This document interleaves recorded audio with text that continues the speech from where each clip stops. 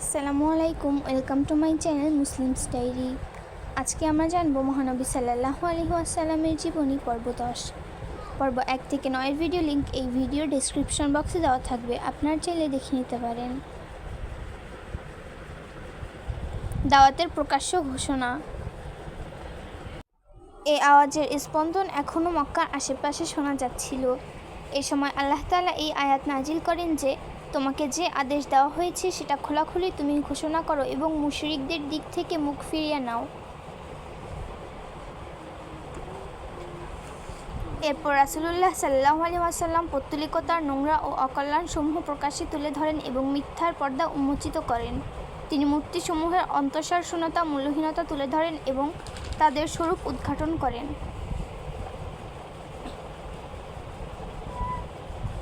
তিনি উদাহরণ দিয়ে বোঝাতে থাকেন যে মূর্তিসমূহ নিরর্থক এবং শক্তিহীন।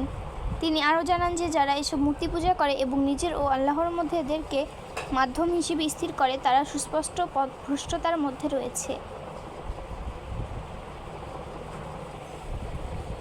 পৌত্তলিকদের এবং মূর্তি উপাসকদের পথভ্রষ্ট বলা হয়েছে। কথা শোনার পর মক্কার অধিবাসী ক্রোধে দিশেহারা হয়ে পড়ল। তাদের ওপর যেন বজ্রপাত হলো।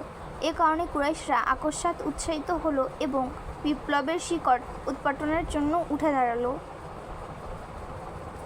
কারণ তারা জানতো যে আল্লাহ ছাড়া অন্য কাউকে মাবুদ হিসেবে অস্বীকার করা এবং রিসালাত ও আখিরাতের উপর বিশ্বাস স্থাপনের অর্থ হচ্ছে নিজেকে পরিপূর্ণভাবে রিসালাতের হাতে ন্যস্ত করা এবং তার কাছে নিঃশর্তভাবে আত্মসমর্পণ। এতে করে অন্যদের তো প্রশ্নই আসে না, নিজের জান মালের বিষয়েও নিজের কোনো স্বাধীন অধিকার থাকে না। এর অর্থ হচ্ছে যে আরবের লোকদের উপর মক্কার লোকদের ধর্মীয় ক্ষেত্রে যে শ্রেষ্ঠত্ব কর্তৃত্ব ছিল সেটা নিশ্চিহ্ন হয়ে যাবে।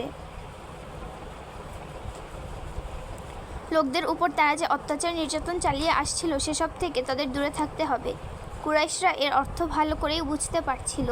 এর কারণে তাদের দৃষ্টিতে অবমাননাকর এরূপ অবস্থা তারা মেনে নিতে পারছিল না।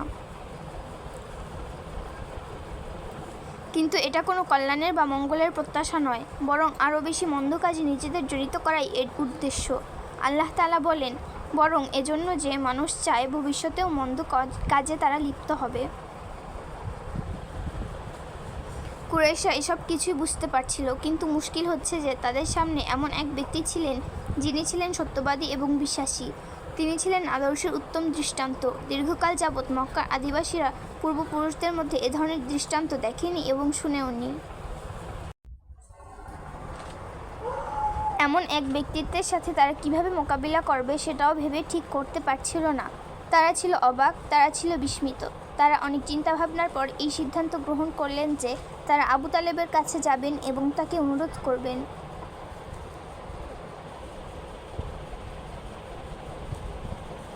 বলবেন তিনি যেন নিজের ভাতিজাকে তার কাছ থেকে বিরত রাখেন। নিজেদের দাবিকে যুক্তিগ্রাহ্য ও বিশ্বাসযোগ্য করার জন্য তারা এই দলিল তৈরি করল যে তাদের উপাস্যদের পরিত্যাগ করার দাওয়াত দেওয়া প্রকৃতপক্ষে তাদের উপাস্যদের প্রতি অবমাননা এবং ভয়ঙ্কর গালি।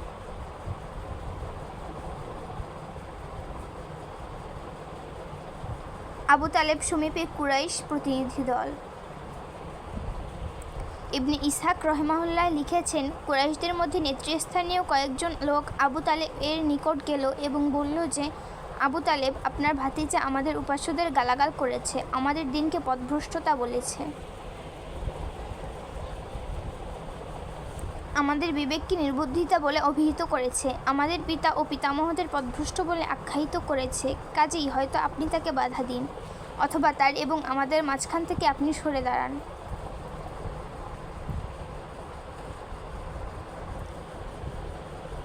কেননা আপনিও আমাদের মতোই একই ধর্মে বিশ্বাসী। তার সাথে বোঝাপড়ার জন্য আমরা নিজেদের যথেষ্ট মনে করি। এই আবেদনের জবাবে আবু তালিব নরম ভাষায় কথা বললেন। তিনি মধ্যস্থতার ভূমিকা পালন করলেন, ফলে তারা ফিরে গেল। মহানবী সাল্লাল্লাহু আলাইহি ওয়াসাল্লাম একই নিয়মে অব্যাহতভাবে দ্বীনের তাবলীগ করতে লাগলেন এবং দ্বীনের প্রচার প্রসারে মনোনিবেশ করলেন।